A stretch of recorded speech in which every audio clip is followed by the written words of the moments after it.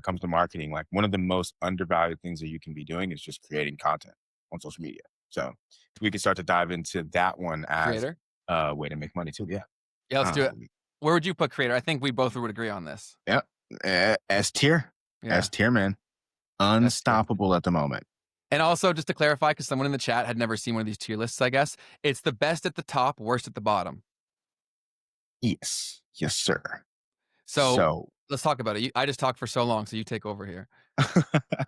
well, I mean, to be honest, it's kind of just a repeat of the things that I was just saying here. It's like, I feel like an embodiment of the reality Yeah, that there's way too much opportunity on these platforms right now. And we're totally. talking about YouTube as an example, which is one of the most valuable places that you can go out and build a following on. Right. And the cool thing about creating content that in that long form kind of format, at least this is what I preach to people. You guys will see this stuff on my Instagram, is I'll create one 30-minute piece of content. What do I get from that one 30-minute piece of content? I get 10 different Instagram reels, 10 different TikToks. I get a newsletter.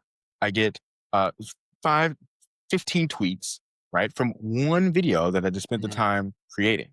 So now, as a way to make money online, though, why is being a content creator S tier? First, it's just way too much opportunity for you to be able to do it and to get up to scale, even potentially really quickly. It's not always going to happen that way, but it is possible. And on top of that, when you're creating content, you have this freedom to kind of do whatever you want to do. Mhm. And I think that's something too that's underappreciated when it comes to like people get so shy about like, oh, like, should I do this? Should I do like, well, what do you want to do with your Mhm. life? Because really all you need to do is potentially like document that. And then from there, now you've actually solidified the fact that you can do whatever it is that you've wanted to do with your life Yeah. because you're creating some content. Yeah, people are finally waking up, and I can't tell you how many times I had to try to have these conversations with people I knew or people that I tried to work with, explaining to them the value of this. People are starting to wake up in a very big way, which is why I wanted to say the important distinction of when we say like content creation, there's different types of being a creator. There's so many different ways where you can approach this. You could work for a business right now. That's probably the Mhm. biggest blue ocean. Is not many people like there's the amount of people that have the skill set that I'm referring to, like a growth marketer in today's day and age, there are so few people that have that skill. Because almost everyone who has that skill, they just go do it for themselves because why would I try to convince you that I know what I'm doing when I can just go blow up my own business? Right? Yep. That's the problem that we're in. So, I'm saying to the people who aren't going to run their own business, you could definitely go work for a business. If you go through everything that I've said in this podcast, everything that Keith said in this podcast, you go to my channel, you watch all my old videos that I've been saying the same shit for like 7 or 8 years, or 6, 7 years, whatever that's how you need to think to blow up businesses because with what Keith was saying, where there's a supply demand opportunity, there still is a big gap there where if you know how to do this stuff, you can drive crazy results, especially because of how dead other forms of marketing are. Like they just don't really exist anymore. But you do have to understand how this stuff works to make it work. So, truthfully, by the time you learn this and you do it for a business, you'll want to go start your own business. But Mhm. one important place to get started is you can get paid to learn on someone else's dime. Two, you could become more of like the influencer, as people say it, like basically career humans. Like they get paid for existing more or less. I would say that's not what it used to be. I think you've got to be coming with some more substance these days. Like you can't just have a big butt and expect to blow up anymore for the most part. You Mhm. definitely need more about you.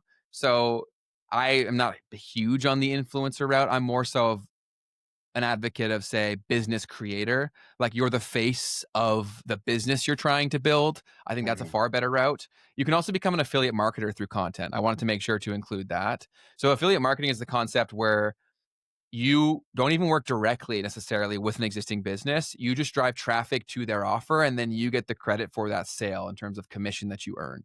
There's a lot of untapped opportunities in affiliate marketing where that's probably the best place to start if you've never made a dollar online. 100%. And just as an example for everyone, anyone watching this, like Coinbase has like a referral program, just as an example, right? So Mhm. you refer your friend to Coinbase, you get 25 bucks, right? So if you can refer 100 people to them, you're going to get $2,500. And if you do that every month, right? Because you have some content that you're putting out on YouTube that's directing people to sign up for Coinbase. Now all of a sudden you've got this business that's in affiliate marketing, or in this case, just a referral program business, because there's different programs that you may have Yep. So I just want to And feel that. I've been building up my affiliate marketing portfolio for the past 7 or 8 years. And so within the last few hours, I've gotten 1, 2, 3, 4, 5, 6, 7, 8, 9 in today referrals from one video where I'll make like $5 per person in perpetuity. Right. Wow. So yeah. So like honestly, if I hadn't done that, my business would have gone under for sure. That's Because crazy. there were times when I took swings with the business where I needed steady cash flow, and of course, like anything service based, we lost 3 customers in 1 month, like a year ago, and I would have been screwed if I didn't have the affiliate marketing portfolio.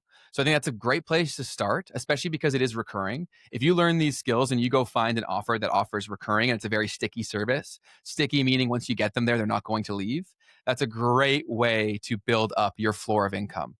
And then we have Chad who's saying Webull does an affiliate marketing too with stocks. Yeah, they're big on that. At this point, almost everyone's woken up to the fact that affiliate marketing is important. And so you want to go find areas where there's a big need. No matter what business model it is that you're trying to run, the best possible thing is to have an audience that you own, that you Mm, can promote whatever it is that you're doing to.